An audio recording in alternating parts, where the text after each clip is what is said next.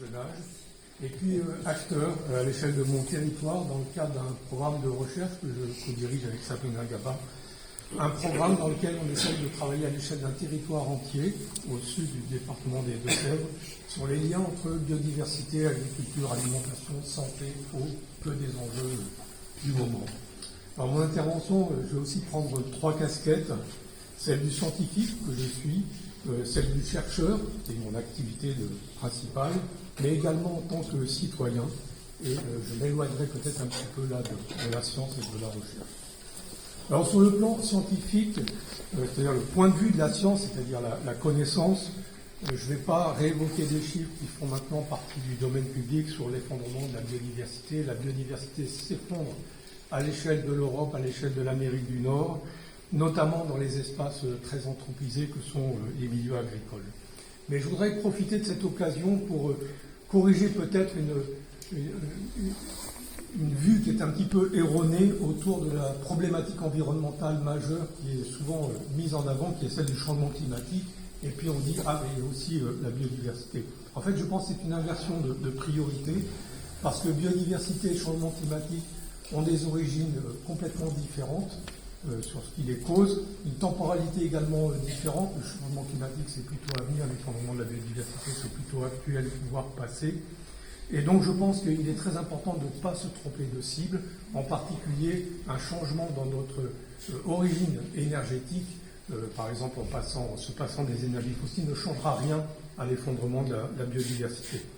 D'autant plus que la biodiversité est actuellement notre seul moyen d'atteindre les objectifs climatiques de neutralité carbone, puisque c'est la biodiversité à travers la photosynthèse ou les algues dans les océans qui capture l'essentiel du carbone atmosphérique.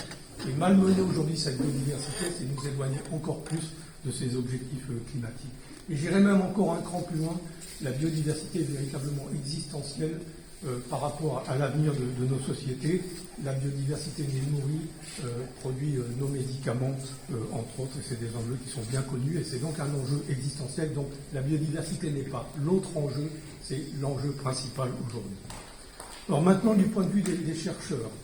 Alors, évidemment, vous n'êtes pas sans savoir que les chercheurs sont actuellement assez malmenés, notamment aux États-Unis, et même en France. Alors, ce n'est pas forcément les chercheurs qui sont malmenés, mais c'est l'état de la connaissance scientifique qui est bien souvent remise en cause.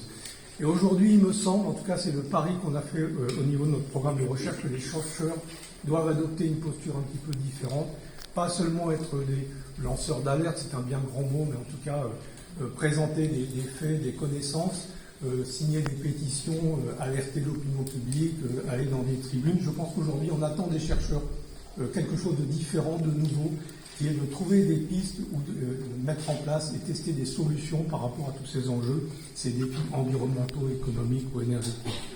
Et c'est donc précisément ce qu'on fait dans notre projet de recherche.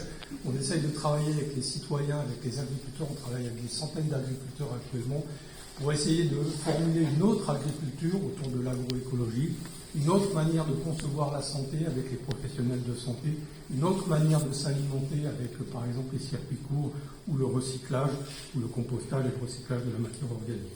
Donc on est devant des chantiers qui sont absolument gigantesques.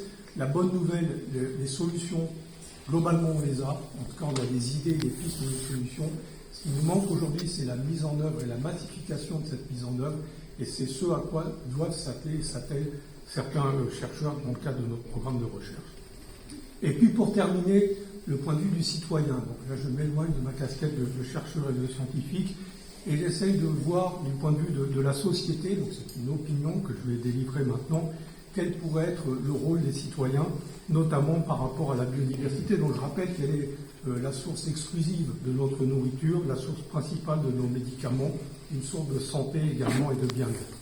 Elle est en fait la base de nos sociétés dans une acception de la société qui est celle des socio-écosystèmes, c'est-à-dire l'interaction entre la société humaine qui exploite et gère les écosystèmes qui en retour fournissent des biens et des services. Les reculs actuels qu'on observe à toutes les échelles, sur l'échelle nationale, à l'échelle internationale et à l'échelle mondiale, sont évidemment tout à fait inquiétants, mais quelque part étaient prévisibles, et j'ai envie de formuler un propos optimiste, et quelque part peut-être les derniers affres de résistance de ce qu'on pourrait appeler le monde d'avant qui sont le signe en fait d'un changement qui est profond mais qu'on ne détecte pas encore.